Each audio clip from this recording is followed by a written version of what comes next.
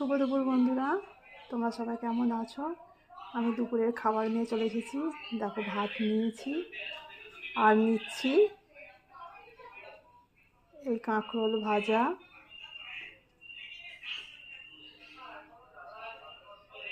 নিচ্ছি চিচিঙ্গে ভাজা,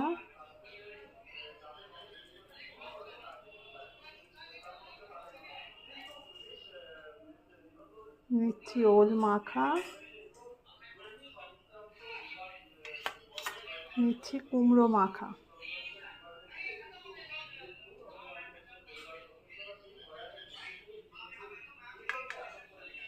এই নিয়েছি বেগুন মাখা,